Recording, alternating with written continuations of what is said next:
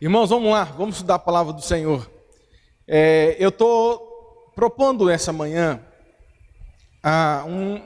um estudo mais com o método de escola dominical. O reverendo Lucas sempre está pregando, hoje nós vamos ter uma aula de escola dominical. E essa manhã eu queria tratar de um assunto com vocês que eu julgo muito importante, esse assunto.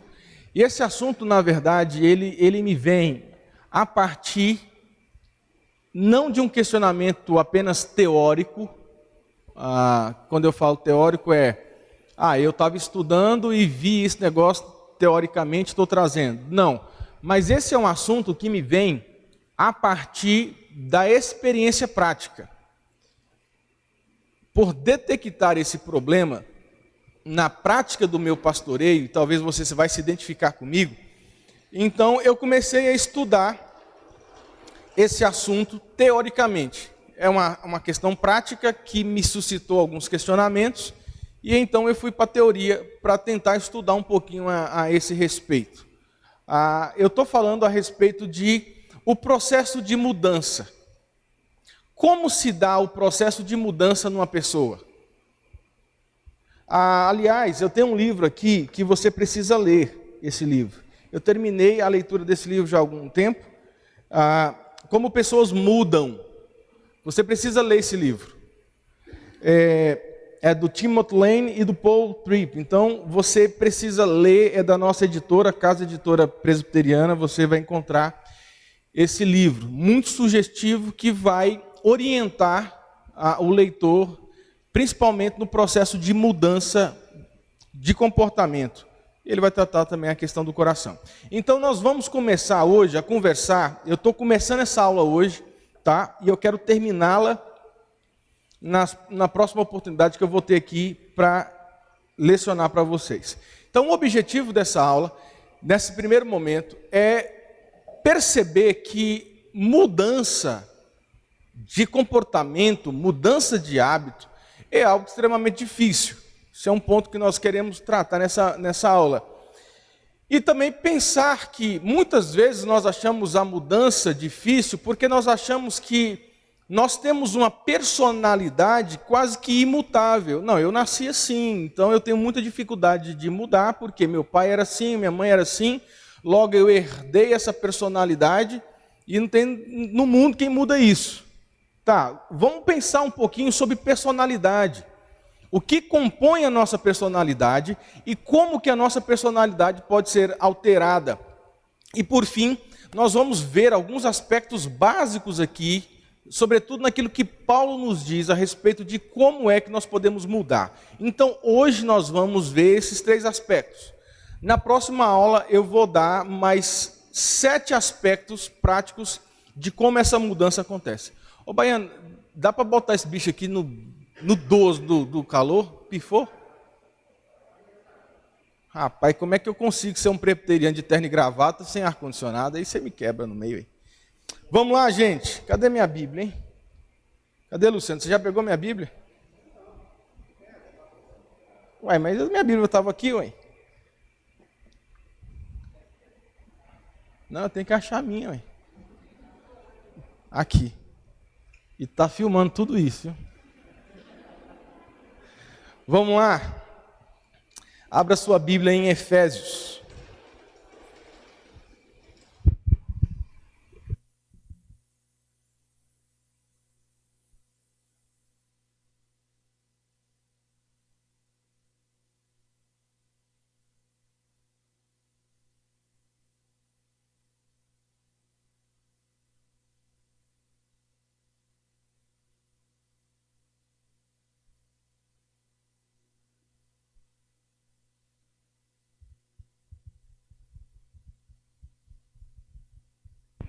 Efésios capítulo 4. Nós vamos ver o verso 21 ao 24. Eu já tratei esse assunto, eu acho que algumas vezes com algumas pessoas.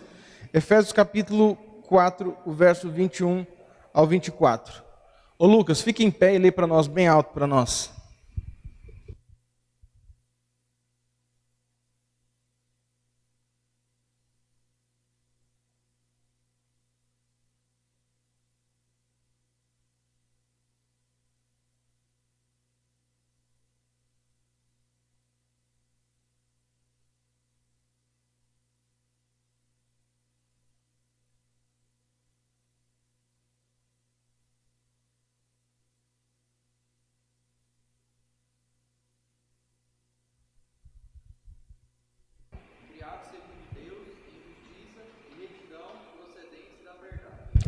Tá bom, vamos orar, gente, vamos pedir a orientação do Espírito.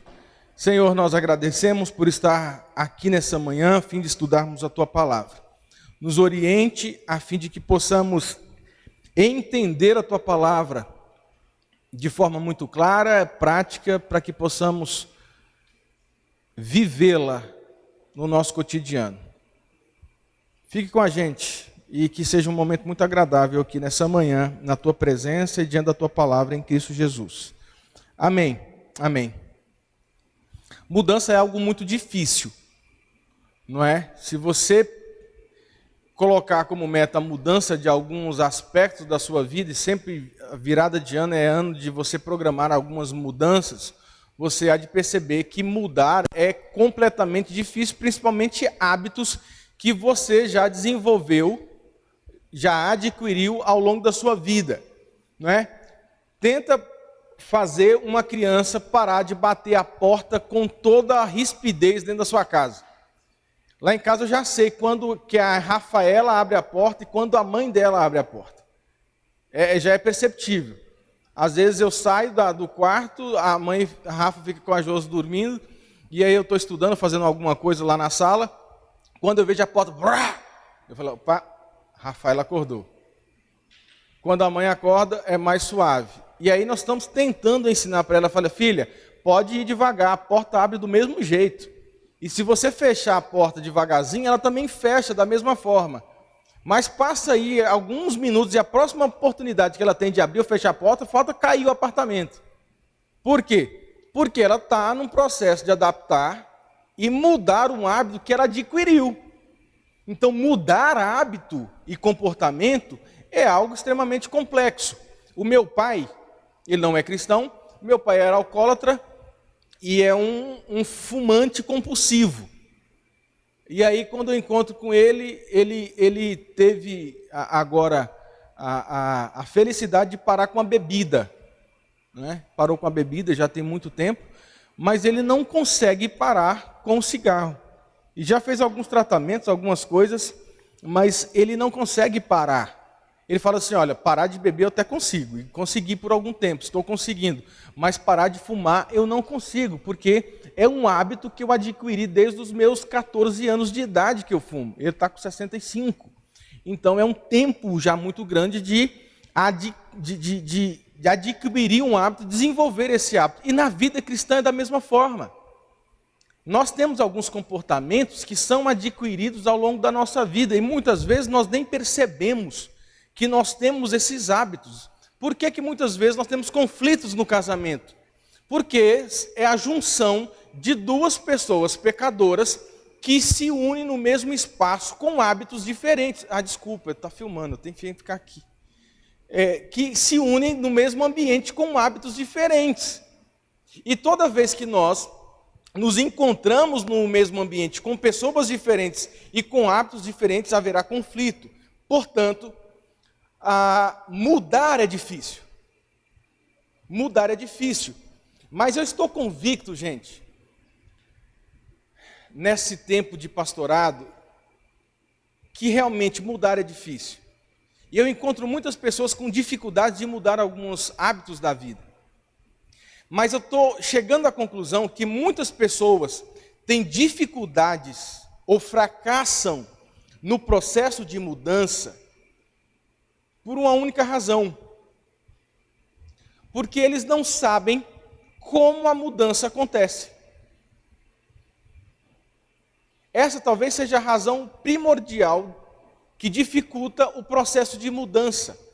As pessoas, na sua grande maioria, não conhecem como a mudança bíblica, é bom que se diga, como a mudança bíblica acontece em nossas vidas.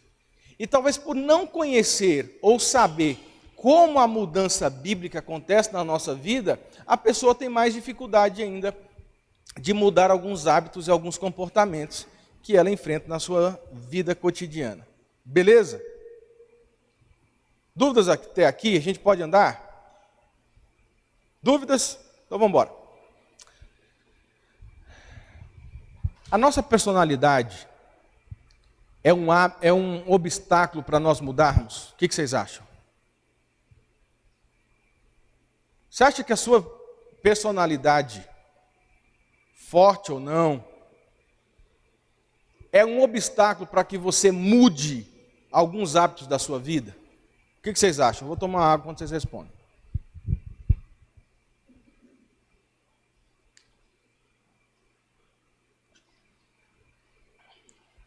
Hã? Luciano, o que você acha?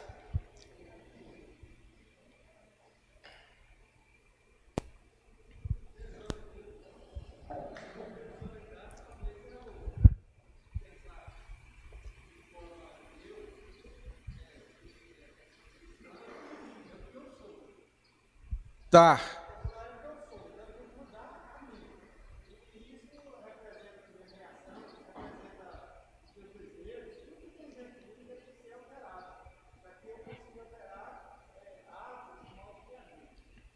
Então, personalidade para você talvez seja um dos aspectos mais difíceis, um dos obstáculos, maiores obstáculos que impede sua mudança.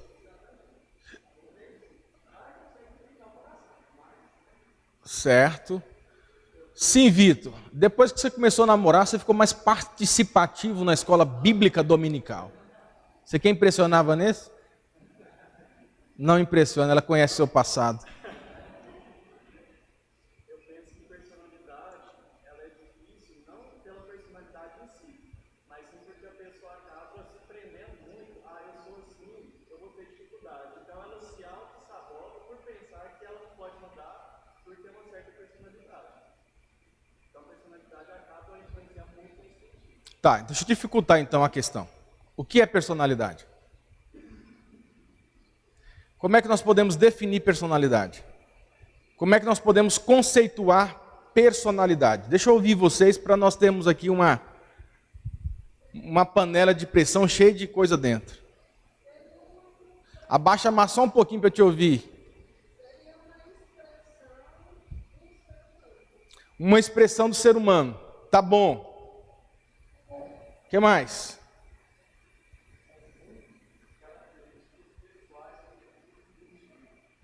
Características pessoais que definem o indivíduo. Rapaz, você tá bom na definição, hein?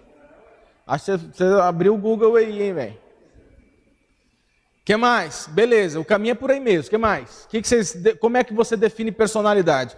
Ah, a minha personalidade, você está conversando lá com uma pessoa, você fala assim, não, porque eu tenho uma personalidade assim. Aí o cara vira para você e fala, meu filho, o que é personalidade? Você já viu que às vezes nós conversamos sobre um assunto, dialogamos, mas nós nem conceituamos o negócio. Mas nós fazemos uma palestra do assunto, mas sem definir o termo. O que é personalidade para você? Porque talvez nós estamos conversando sobre personalidade, você tem um conceito de personalidade, eu tenho outro, e nós estamos falando de coisas diferentes. Como é que nós podemos definir personalidade? Quem mais? Lucas, você está querendo falar? Hã? Você quer me ouvir? Tá bom, eu acho que o conceito do Márcio é um conceito legal. Eu estou pensando aqui em personalidade como aquilo que consiste o conjunto total de tudo quanto uma pessoa é, por natureza e criação. Eu quero pegar esses dois itens aqui. Personalidade é tudo que você é. É o seu ser. Agora, é o que você é por natureza e criação. Isso é importante. Então, eu estou querendo pensar com vocês em personalidade a partir de duas vertentes. A personalidade, ela é desenvolvida a partir, olha só, presta atenção aqui, a partir de padrões adquiridos e da minha natureza herdada. Pastor, está difícil, tá bom, eu vou tentar ir um pouquinho mais devagar aqui. Eu só preciso arrumar esse trem aqui, peraí, vai dar certo.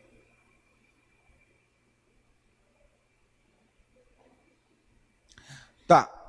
Como que a nossa personalidade, ela é formada? Meu irmão, a sua personalidade é formada a partir de dois fatores. Primeiro, a sua personalidade, ela é formada através de padrões que você adquiriu ao longo da vida. Deixa eu pegar a minha personalidade. Eu não posso desconsiderar que ao longo da minha vida eu construí hábitos. E os hábitos que eu construí na minha vida foram fortemente influenciados pela cultura que eu vivi, nasci e vivi, pelo meu aspecto familiar, a minha forma de criação.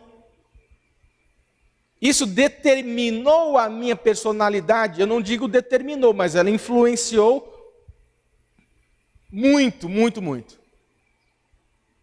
Descendente de baiano, por isso que eu falo um pouco alto assim, então eu estou assim meio.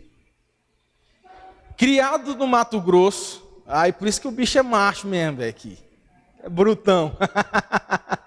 Por isso que o bicho é brutão mesmo. Ok? Criado no Mato Grosso. Criado numa família com certos desajustes. Opa! Tudo isso cooperou para o desenvolvimento, para a formação e desenvolvimento da minha personalidade.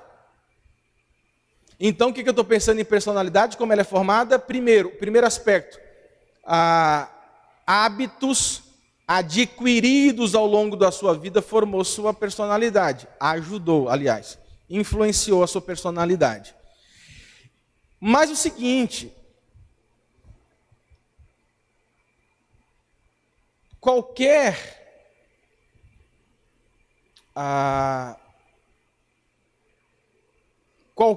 padrão adquirido de personalidade, seja atitude mental ou atividade qualquer outra, ela pode ser moldada e adquirida por meio de Jesus Cristo. Essa personalidade que eu adquiri ao longo da minha vida através dos meus hábitos, e muitas vezes hábitos errados que eu construí ao longo da minha vida, esses hábitos adquiridos, eles podem ser mudados através do Espírito Santo do Senhor e através do Evangelho de Cristo. Então, não tem aquele negócio, gente, do seguinte, mas eu simplesmente não tenho paciência. É a minha personalidade. Dando a entender aquele negócio assim, né? Eu nasci assim, a Gabriela. Eu nasci assim, síndrome de Gabriela. Eu nasci desse jeito e eu não posso fazer nada, eu sou assim, vou morrer assim. Só que essa desculpa, ela é completamente sem sentido. Porque nós devemos entender, a partir desse exemplo, que a paciência é um comportamento, e essa paciência ela pode ser modelada, ou falta de paciência, ela pode ser modelada, porque ela é um fruto do Espírito. Cristo, o Evangelho, pode mudar a sua personalidade que foi adquirida ao longo de anos.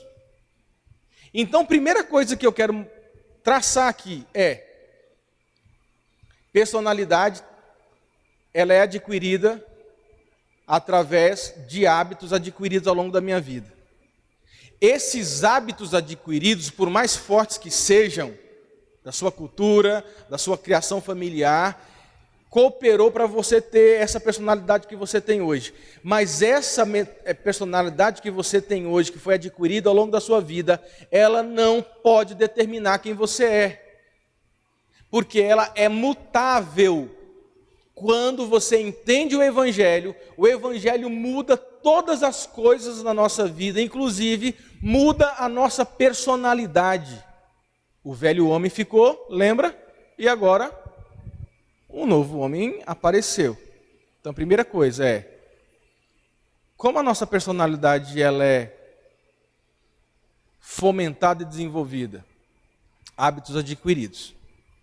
Pergunta até aqui, gente? Vamos caminhar?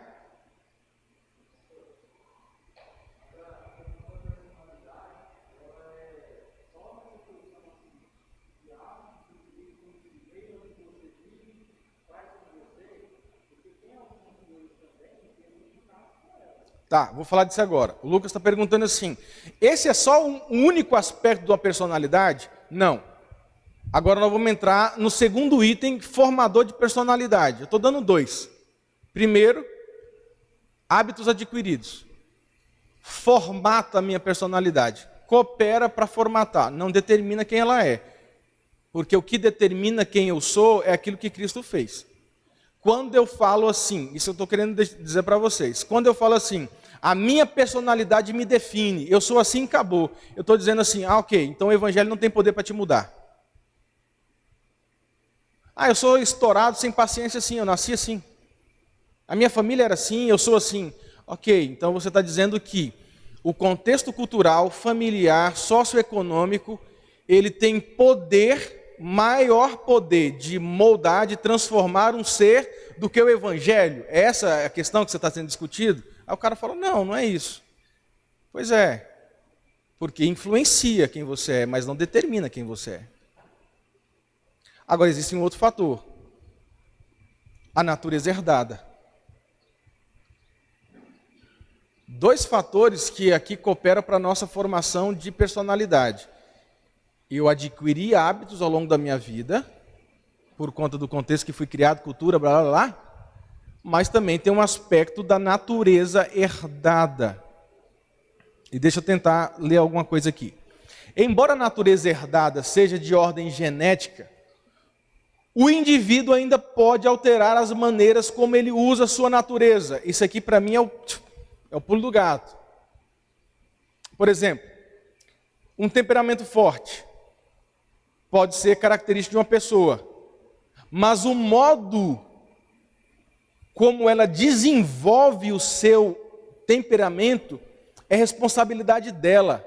Deixa eu tentar explicar isso. Sim, eu não estou aqui questionando que você possa ter nascido com alguns traços da personalidade do seu pai. Eu não estou desconsiderando isso, não. Porque pergunta a minha esposa, tem hora que ela fala assim, você fala igual ao seu pai. Eu não sei se é um elogio, uma crítica, mas é crítica, né? Às vezes. Você está igualzinho ao seu pai. O seu comportamento igual ao seu pai. O seu gesto é seu pai. Eu vi o seu pai falando agora. Aí às vezes ela fala assim, essa atitude é de sua mãe. Por isso que dá briga lá em casa. O pau pega. Oi. Odete, estava numa saudade da sua participação, você não sabe o tanto. Você estava calado esses dias, triste. Fala, Odete.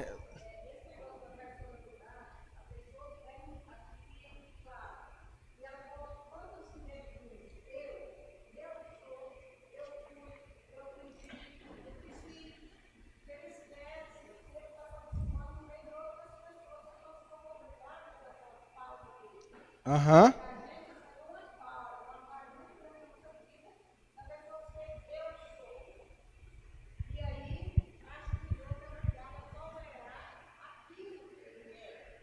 É verdade, tem razão.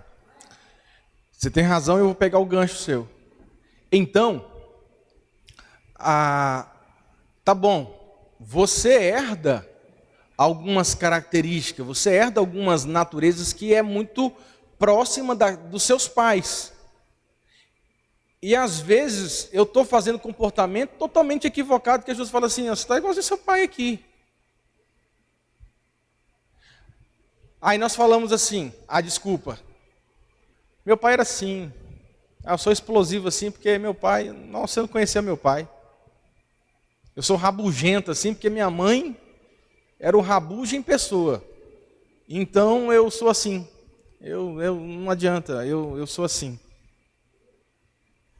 Não, porque a minha personalidade não me define. Por mais que você possa ter herdado alguns trejeitos, alguns princípios do seu pai que são equivocados, nós somos responsáveis diante de Deus como nós usamos a nossa natureza herdada. Você é responsável. A natureza que você herda, às vezes equivocada dos seus pais, ela pode ser modelada, moldada pela ação do Evangelho. Então não há desculpa, gente. O que eu quero dizer é, não há desculpa para você usar do argumento que eu nasci e criei num ambiente assim, e isso determinou a minha personalidade. Eu digo não, o que determina a sua personalidade é a sua nova criação em Cristo Jesus, é o Evangelho. Não há desculpa para isso. Ah não, pastor, tem um outro fator, qual? A natureza herdada. Eu herdei a natureza, alguns pormenores da natureza do meu pai, que são ruins. Meu pai é ruim, minha mãe é ruim. Eu digo assim, tá, você pode até ter herdado alguns princípios do seu pai e da sua mãe, mas a forma como você utiliza esses princípios é responsabilidade sua. E o Evangelho pode mudar a forma como você usa aquilo que você herdou dos seus pais. Então não tem para onde correr, filho. E se você falar para mim que não, há um problema com o Evangelho da Graça. Ele não é suficiente para mudar você. Aí há um outro problema. É por isso que o aconselhamento bíblico, ele parte desse princípio, talvez com que não tenha em qualquer outro processo de ajuda que não tenha a Bíblia como parâmetro. Porque às vezes você manda uma pessoa com algum conflito para um profissional de qualquer outra área, ele vai fundamentar o comportamento que ele tem em cima do pai. Ah, o pai foi assim, então você é assim. Isso é um problema do seu pai, você é uma vítima do seu pai. Não. Até mesmo aquilo que você herdou de ruim dos seus pais, em termos de comportamento, pode ser mudado quando você entende o Evangelho. Então não tem desculpa do seu comportamento ruim, porque é minha personalidade. Personalidade é mutável. Sim.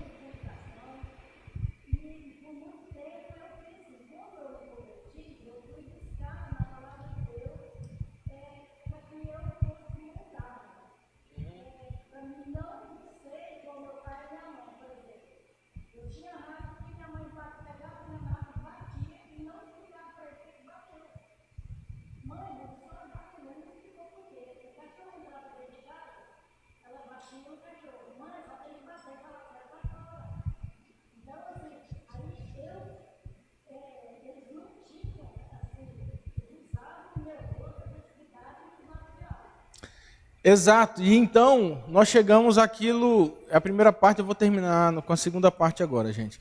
Então tudo isso eu estou levantando para fundamentar a afirmação que eu fiz no início. Mudança é difícil,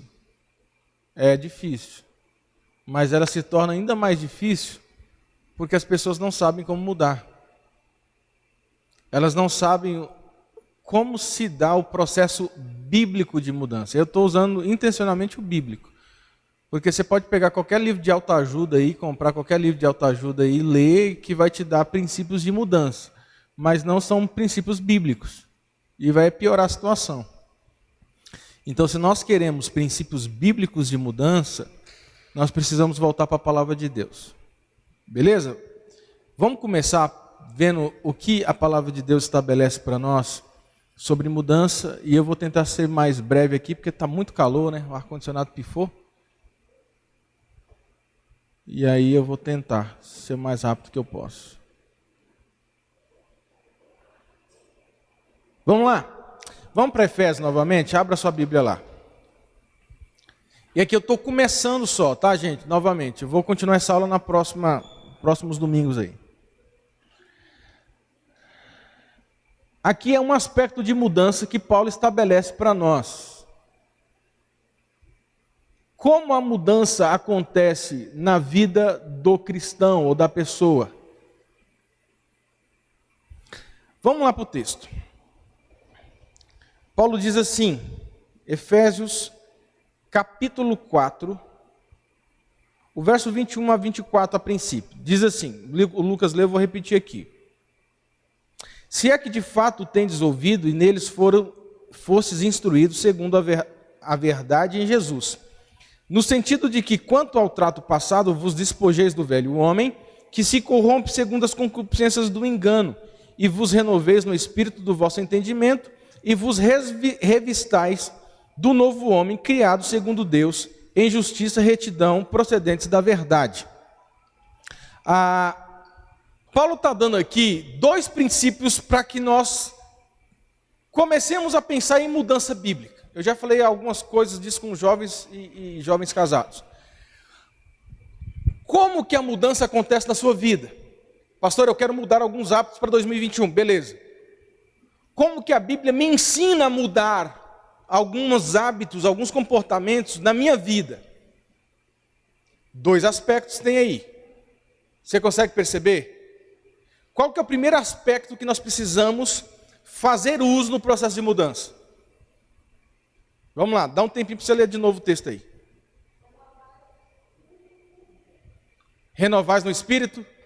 Antes disso, isso aí é uma parte, mas não é ela ainda.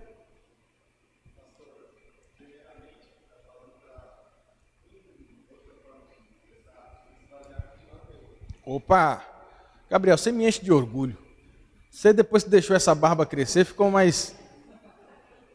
Tá barbudo agora, Gabriel. Primeiro princípio é, eu quero mudar? Quero. O que Paulo diz aí? No sentido ao trato passado, o quê? Vos despojei do velho homem. Então Paulo está dizendo assim, olha, o primeiro passo não é construir hábitos saudáveis em cima de hábitos ruins. Você não pode pegar uma semente boa e jogar essa semente em cima de uma braquiara, de uma praga. O Paulo está falando, não. Primeiro eu arranco as ervas daninhas, eu retiro, eu me despojo, aí que o sentido é de tirar a roupa, eu me despojo do velho homem, ou seja, de impregnados no velho homem. Eu abro mão desses hábitos. Depois que eu abro mão desses hábitos, o que eu faço agora?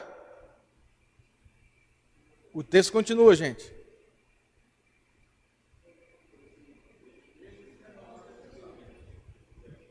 Hã?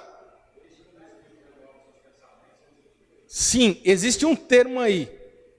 É que o Will está com a Bíblia de jovem, é outra versão. O Lucas deu uma Bíblia jovem para ele. Luciano está com meus presbíteros é a hora que me decepciona, velho. E está gravando ali. Com o meu presbítero aqui tem uma tradução de uma Bíblia que só ele tem na igreja.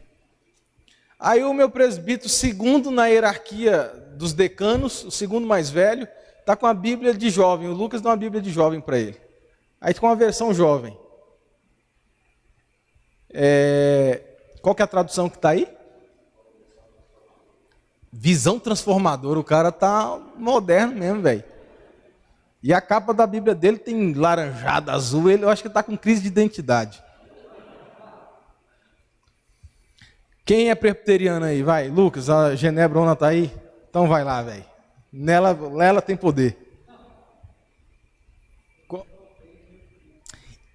Despoje, verso 22, das concupiscências que se corrompem, do engano, e vos renove no espírito. Então Paulo está falando assim, eu não posso jogar uma semente em cima de algo errado, que não está cheio de peste.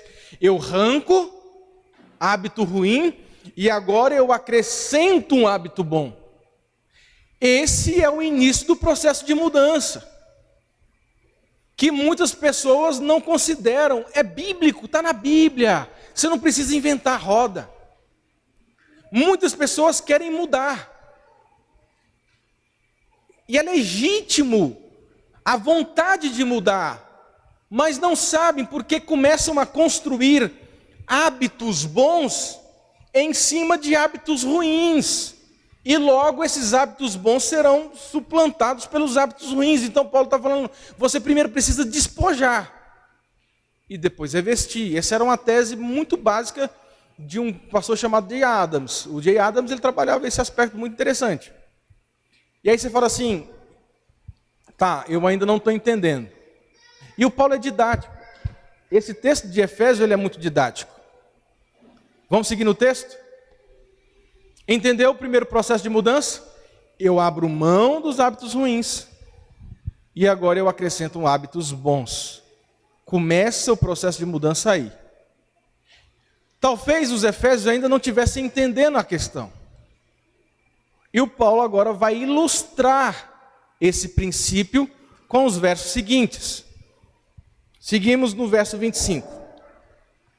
Ele diz, por isso, perceba que o por isso está diretamente ligado ao que ele acabou de dizer. Ele está explicando, por isso é uma nota explicativa.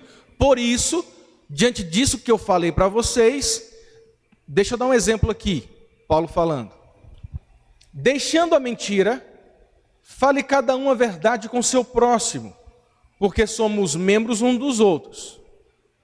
Irai-vos e não pequeis, não se ponha o sol sobre a vossa ira, nem deis lugar ao diabo.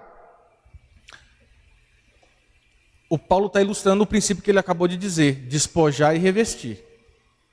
Te pergunto, quando que o mentiroso deixa de ser mentiroso? Não necessariamente. Sim, é um pressuposto. Quando o mentiroso, ele começa a falar a verdade, mas ele não deixa de mentir, ele deixa de ser mentiroso, ele vai voltar a mentir. Aí o Paulo está dizendo, por isso, deixando a mentira, primeiro eu faço o quê? Eu me despojo do hábito ruim. Quero mudar, vou começar a falar a verdade. Aí o Paulo fala, bom, mas tem dá um passo atrás. Antes de começar a falar a verdade, deixa a mentira. Você está entendendo, gente? É o princípio de eu abro mão de um hábito ruim e eu implanto um hábito bom. Eu não posso implantar um hábito bom em cima de e manter o hábito ruim. Quando que o mentiroso deixa de ser mentiroso? Hã? Vamos, gente, pelo amor de Deus, não me deixa triste não, está acabando a aula e vocês não pegaram o negócio. Quando ele deixa de mentir. Primeiro passo, e depois ele começa a falar a verdade. Esse é o primeiro princípio de mudança. Se você continuar mentindo e falando a verdade, não houve mudança. Você apenas acrescentou um hábito bom no hábito ruim que você já tinha.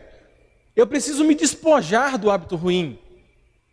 O mentiroso, ele deixa de ser mentiroso quando ele para de mentir e começa a falar a verdade. Rafaela, para de bater a porta desse jeito. Fecha a porta com mais calma. Primeiro, desconstrua esse hábito de buf. Primeiro, desconstrua esse hábito de bater a porta. Depois, construa o hábito de empurrar a porta. É o princípio que Paulo está desenvolvendo aqui. E aí termina com o segundo exemplo. Aquele que furtava, não furte mais. Antes, trabalhe fazendo com suas próprias mãos o que é bom para que tenha com que acudir ao necessitado. Ok, quando que um ladrão deixa de ser ladrão? Quando ele começa a trabalhar. Certo? Quando você deixa de roubar, miserável. Você para de roubar e começa a trabalhar. Perceba que duas coisas devem caminhar juntos. E o que determina esse tipo de comportamento? A palavra de Deus. A palavra de Deus. Então, meu irmão, você não precisa ir lá na livraria e comprar livro de autoajuda para ajudar você a mudar o comportamento, a sua vida, os seus hábitos. Nós precisamos voltar para a palavra de Deus. Ela tem resposta para todas as coisas. Nós só precisamos voltar e estudá-la de forma correta e séria. E séria. Deixa eu pegar um parênteses disso aqui, vai, um desabafo.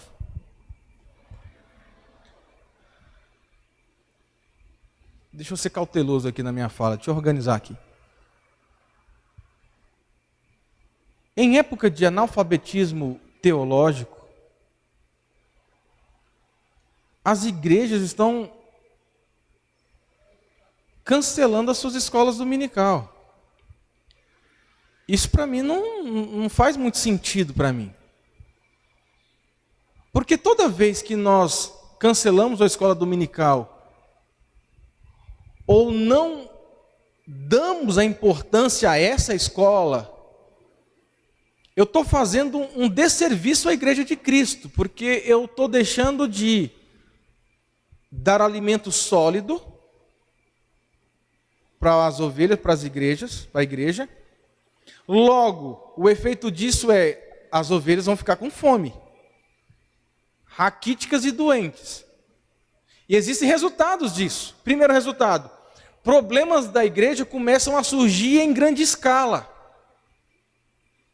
Porque aquilo que a pessoa deveria saber resolver por ela própria, com uma boa teologia, uma teologia muito bem estabelecida, ela começa a ter vários tipos de problema, porque ela adoece. E a ovelha doente precisa de ajuda. A primeira coisa. E ovelha doente, com fome, ela vai ter que procurar alimento. E muitas vezes não sabe onde buscar alimento. E aí é a hora que essas pessoas, os crentes, vão começando a consumir alimentos não nutritivos. Por exemplo, se envereda pelo ensino da autoajuda, querendo mudar comportamentos, hábitos de vida e etc. e tal, em cima de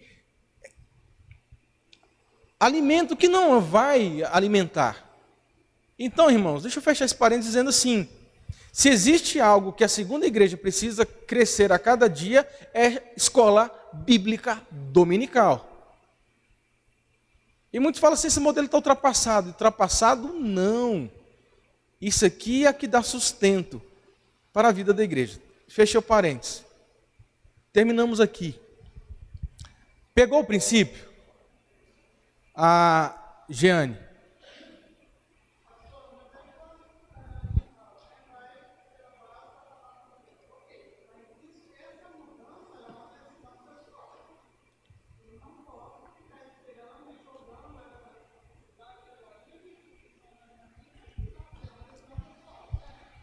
Sim, ela é uma decisão pessoal. Evidentemente que essa decisão, por mais que ela seja pessoal, ela não é inerente sua. Você não nasce com essa percepção de pecado e da necessidade de mudança. Você precisa de um agente que venha a descortinar a sua visão para que você entenda que precisa de mudança. E esse agente é o Espírito Santo. É por isso que, sim, você tem razão, essa é uma mudança e uma iniciativa pessoal. Mas nós não podemos tomar essa iniciativa sem o Espírito Santo como um agente que vai promover esse senso, essa vontade de mudar. Certo? Dúvidas mais, gente, para a gente terminar? Dúvidas?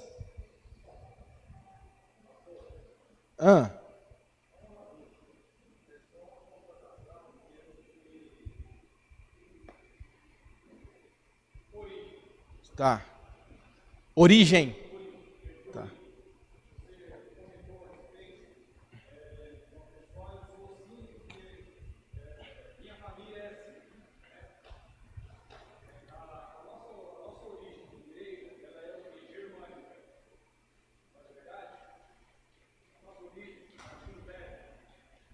Sim.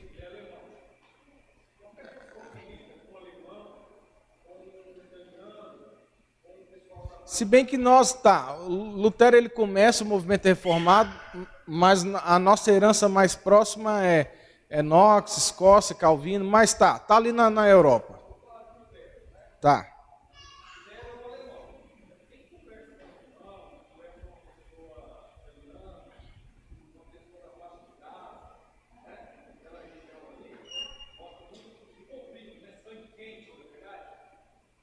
Sim?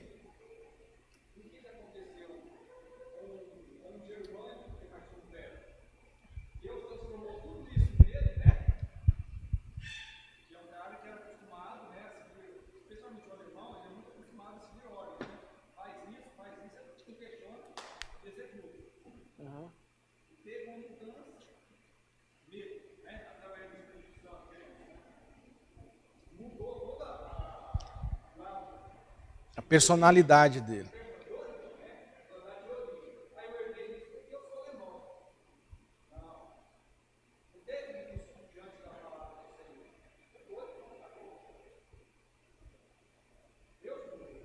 Uhum.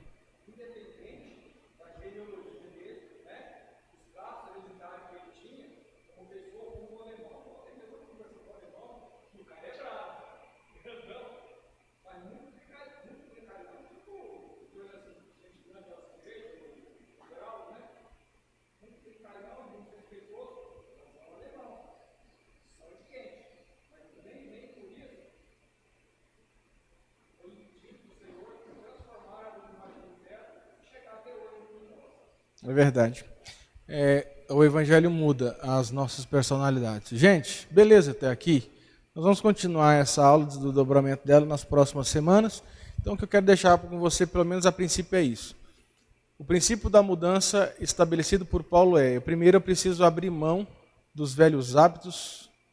E aí eu estou pensando em hábito, nem estou tratando do coração ainda, dos velhos, porque eu já estou pressupondo que isso já a mudança acontece no coração. Eu abro mão dos velhos hábitos e eu vou implantar depois desses hábitos despojados, hábitos bons. Lembre sempre do exemplo de Paulo. O ladrão, ele não deixa de ser ladrão quando ele começa a trabalhar, mas quando ele para de roubar e começa a trabalhar. Vamos ficar em pé, vamos receber a bênção do Senhor. Agora, amados irmãos, vão em paz. Que a graça, que o amor e que a comunhão de Deus Pai, Deus Filho e Deus Espírito Santo estejam com vocês, hoje e sempre. Amém. Então, boa tarde, até a noite.